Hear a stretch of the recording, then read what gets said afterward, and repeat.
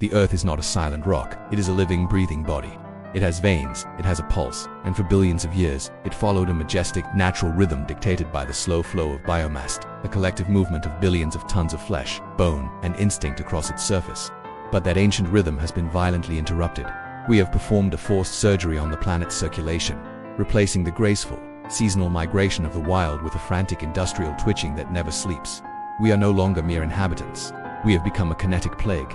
Every time you take a step, every time you board a train, every time a flight crosses the dark expanse of the ocean, you are contributing to an artificial blood flow that is crushing the natural world under its absolute unforgiving weight. This is the autopsy of our movement, a revelation of how our restlessness has become the planet's ultimate cage. To understand the true horror of our supremacy, we must first look at the ghost of the world we destroyed. We comfort ourselves with images of the great migrations, millions of wildebeests galloping across the African savanna or Arctic terns, flying from one frozen pole to another. We call these events epic to feel that nature is still vast and untamed, but these stories are nothing more than fading echoes. According to a chilling study from the Weizmann Institute of Science, humans have not just dominated the terrestrial biomass, we have hijacked the very concept of motion. We, with our sedentary lives and office-bound bodies, move more matter across the planet than every wild land animal combined. Our daily commute is not just a routine, it is a global displacement of mass that nature was never designed to sustain. We have become the planet's biggest migrators, and our migration is one of cold, mechanical destruction. The researchers defined this impact as biomass movement, measured in ton-kilometers per year, a mathematical way to quantify the displacement of life. When you witness the great African migrations, you are seeing a miracle of survival. Yet in terms of biomass movement, that entire journey is equivalent to a single human event, like a pilgrimage or a global sporting match. Think about the scale of that insult. Millions of wild animals, driven by ancient instincts, represent only a fraction of the kinetic energy we expend for mere entertainment. We are the biological equivalent of a heavy truck barreling down a highway, while the rest of life is a bicycle with flat tires, struggling to exist in our exhaust. The secret of this dominance lies not in our muscles, but in our machines, the steel shells we built to carry our weight through mountains and over the lungs of the earth. Compare our movement to the animal kingdom, and the gap becomes a chasm of dread. The Arctic tern, which lives in perpetual daylight by flying pole to pole, generates a biomass movement of 16 million ton-kilometers. The gray wolf, a symbol of tireless pursuit, reaches 30 million. These numbers pale in comparison to the staggering reality of human pedestrian traffic. Just the simple act of us walking, climbing stairs, and traversing our paved cities is equivalent to 6 times the biomass movement of all terrestrial wild animals combined, including the trillions of insects that crawl beneath our feet. We are a landslide of flesh that never ends. While a worker ant struggles to carry a single crumb, a human walking to a mall is racking up more kinetic trauma than an entire colony will in its lifetime. We have turned the Earth's surface into a frantic, vibrating treadmill of human desire. In the oceans, the situation is even more grotesque. For eons, the primacy of movement belonged to the fish, moving with an elegance we can only dream of in the lightless abyss.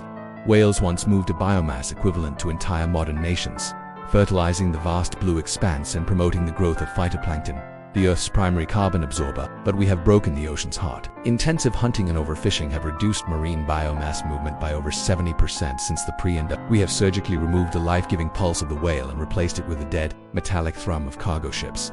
By stopping their motion, we have slowed the planet's ability to breathe, replacing a biological cycle with a toxic, industrial current that serves only our hunger for commerce.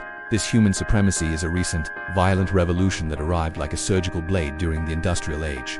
As recently as the mid-19th century, most humans never moved more than a few kilometers from their birthplace. We were stationary, quiet, and in sync with the planet's pace. In that same period, wild animals moved twice as much as they do today. But we developed a hunger for distance, becoming steel bodies powered by the dying remains of ancient life. Today, a single industrial power plant produces as much energy as is consumed for locomotion by all terrestrial wild mammals combined. It is as if the entire animal kingdom is being powered by a single, flickering outlet, while we drain the planet dry to fuel our unnecessary journeys. We are consuming the future to power a present that refuses to stay still. The loss of the megafauna giants, the mammoths and mastodons, was the first cut of the surgeon's knife, radically changing the physical flow of living matter on Earth. Now the planet's blood flow is entirely artificial. Nutrients are no longer distributed by the migration of herds. They are locked in warehouses or discarded in landfills. We are like ghosts running on a treadmill in a room full of corpses. The planet is slowing down, its natural cycles grinding to a halt, while we move faster and faster, driven by a restlessness we cannot explain. We are an unstoppable force, a tidal wave of biomass that displaces everything in its path. Every step you take, even a simple trip to the supermarket, is a contribution to this planetary trauma, marking you as a ton-kilometer champion in a world of losers. This is the hidden face of the Anthropocene, the violence of our motion. We have turned the Earth into a cage of frantic, meaningless movement, forgetting how to be still. We are a high-speed journey toward a dead end, and the energy being drained from the Earth to keep us moving is a debt that can never be repaid. The steel bodies we have created will outlast us, standing as frozen monuments to a species that could unstop moving until there was nothing left to move through. We have redirected the flow of life, cutting away natural migrations to make room for our high-speed traffic, but a body without its natural rhythm eventually fails. The pulse of the Earth is weakening, and the blood is thickening with the soot of our endless engines. We are an incredible species, capable of reaching the stars but unable to walk across the street without leaving a trail of biological destruction. The science of movement has revealed a truth that is hard to stomach. We are too heavy, we move too much, and we are far too many. The rhythm of the Earth is being replaced by the chaotic high-frequency vibration of human activity. The great migrations are over, and the pulse of the wild is a faint whisper. There is only Osan, unstoppable, frantic force of biomass, moving through the silence of a world we have finally conquered. Every mile we cover is a mile lost for the rest of existence.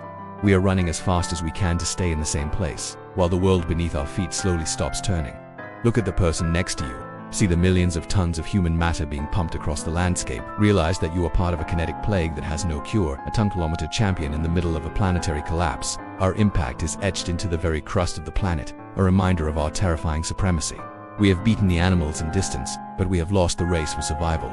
The soul of the migration has been replaced by the cold efficiency of the logistics network. We are the planet's biggest migrators, but we have nowhere left to go. Only the same roads, the same tracks, and the same hollow destinations, repeated until the energy runs out and the silence becomes absolute. In the final accounting, we will be remembered as the species that choked the Earth with its own footsteps. We are the architects of a motion that serves no master but itself. The abyss is waiting, not in the depths of space, but at the end of the very highway we are building.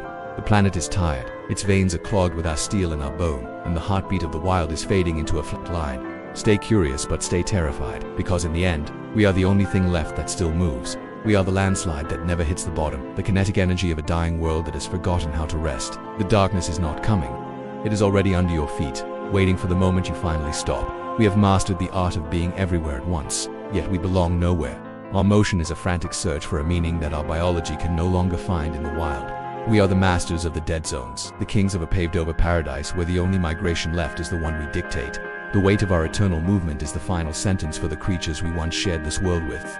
We have won the race, but the prize is a silent, immobile planet. Every step is a hammer blow, every flight is a scar, and every journey is a step closer to the end of the flow.